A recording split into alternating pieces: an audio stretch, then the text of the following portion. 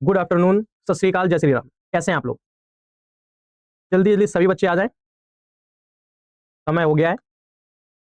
चलिए, तो जैसा कि आपको पता है, हमारा जो चैप्टर चल रहा है लाइट एंड मिरर।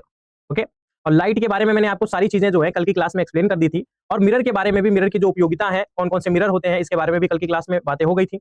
और आज की क्लास जो है वो मोस्ट इंपॉर्टेंट क्लास है लाइट और मिरर के पर्पज से। ओके, तो इसमें क्या क्या चीजें हम पढ़ेंगे अब चलिए समझते हैं।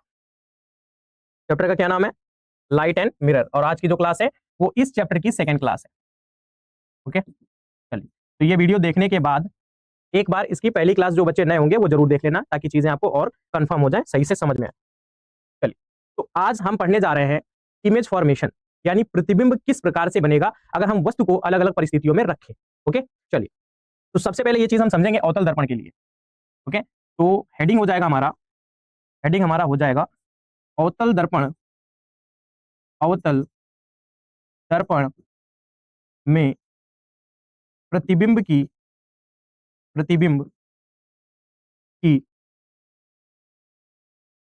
स्थितियां। ओके, तो कौन कौन सी स्थिति है इसके बारे में जरा हम समझेंगे। ओके, इसको अगर इंग्लिश में समझा जाए तो हो जाएगा इमेज फॉर्मेशन इन कॉनकेव मिरर। ओके, तो क्या चीजें हैं, हमें देखो, पेपर अभी अगर आप दे रहोगे, अभी लेटेस्ट में रेलवे का एग्जाम चल रहा है, और रेलवे का एग्जाम अगर आप देखो पेपर को जाके, समझे, तो उसमें मिरर से रिलेटेड कैसे प्रश्न पूछे जा रहे हैं, इन्हीं परिस्थितियों से रिलेटेड क्वेश्चन आ रहे हैं। ओके, अगर आप एक बार पेपर मैच करो तो। रही बात पुलिस की, तो पुलिस के एग्जाम में भी यही क्वेश्चन आ रहे हैं।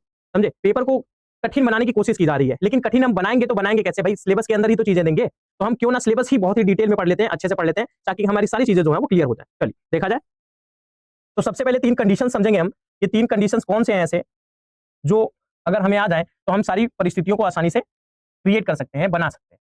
ओके, चलिए, तो आपको पता होना चाहिए, मान लो ये क्या है हमारा, ये है कॉनकेव मिरर, ये है अवतल दर्पण। ओके, ये अवतल दर्पण है, और ये एक लाइन है जो इसके मध्य से होके गुजर रहा है। तो इसके मध्य से अगर ये लाइन होके गुजर रही है, तो इस लाइन को क्या कहा जाएगा? इस लाइन को हम कहेंगे मुख्य अक्ष, मुख्य अक्ष। ओके, चलिए, ये मुख्य अक्ष है, तो ये पॉइंट जो होगा इसको हम बोलते हैं ध्रुव, और इसे पी से प्रदर्शित करते हैं। इससे जस्ट यहां पर अगर आप एक पॉइंट लोगे तो इसको हम मान लेते हैं फोकस, और ये जो हमारा है वो सेंटर ऑफ कर्वेचर है, यानी वक्रता केंद्र है। ये चीजें हमें पता होनी चाहिए, क्योंकि परिस्थितियों के बारे में जब पूछेगा तो अगर इनके नाम हमें नहीं पता अगर होंगे तो फिर ये चीजें हम नहीं कर पाएंगे। ओके, तो मैं साइड में एक बार नाम लिख दे रहा हूं सिंबल का। पी का मतलब होता है ध्रुव, एफ का मतलब होता है फोकस, और ई का मतलब होता है वक्रता केंद्र। ओके, वक्रता केंद्र। चलिए, तो अब हमें समझना क्या है, यहाँ पे सीखना क्या है, वो सबसे इंपॉर्टेंट चीज हो जाती है हमारे लिए। तो आपको ध्यान रखना है कि अगर कोई भी प्रकाश किरण मुख्य अक्ष के समांतर आएगी, अगर कोई भी प्रकाश किरण मुख्य अक्ष के समांतर आएगी, तो दर्पण से टकराने के बाद वो हमेशा फोकस से होकर निकल जाएगी। कहां से निकलेगी? बिल्कुल सीधे फोकस से होकर निकल जाएगी। ये परिस्थिति हमें ध्यान रखनी है। ओके, चलिए, दूसरी परिस्थिति हमें क्या ध्यान रखनी है? दूसरी बात हमको यह ध्यान रखना है कि एक और दर्पण ले ले जरा यहाँ पे, एक और अवतल दर्पण। अभी सारी परिस्थितियां सिर्फ अवतल दर्पण के लिए चल रही हैं। तो एक और दर्पण हमने यहाँ पे ले लिया, और सारी सिचुएशन को हम रिक्रिएट करते हैं फिर से। ये आपको पता है मुख्य अक्ष है, ये जो पॉइंट है इसको पी कहेंगे, ये पॉइंट है एफ होगा, और ये पॉइंट होगा सी। एक और चीज आपको यहाँ पे ये ध्यान रखना है कि सी एफ और एफ पी, इनके बीच की जो डिस्टेंस होती है वो बिल्कुल सेम होती है, इक्वल होती है। ये चीज आपको ध्यान रखना है, तो मैं यहाँ पे मेंशन कर दे रहा हूँ, क्या हो जाएगा? C F is equals to F P. Okay, चलिए, तो अब क्या होगा? तो दूसरी कंडीशन हमारे सामने ये आ सकती है कि मान लो कोई प्रकाश किरण सीधा फोकस से आ रहा हो, सीधा फोकस से जा रहा हो, तो फोकस से निकल तो जाएगा।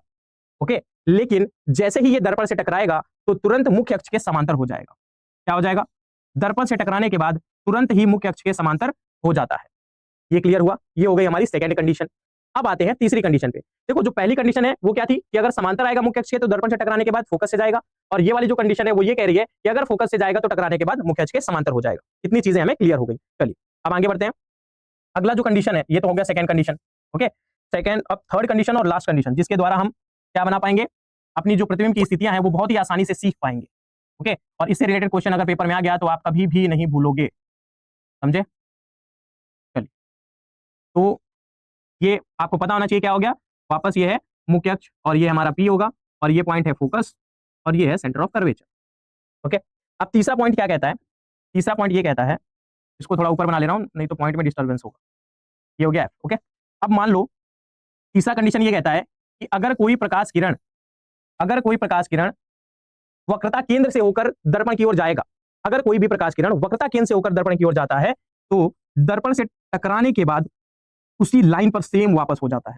समझ गए? सिर्फ आपको ये 3 कंडीशन याद रखना है और इन्हीं 3 कंडीशन से हम क्या करेंगे, जितनी भी स्थितियां हैं उन सभी को सॉल्व किया जाएगा। चलिए आगे बढ़ते हैं। तो ये ध्यान रखना आपको, ये हमारा है तीसरा कंडीशन, ओके। अब प्रश्न क्या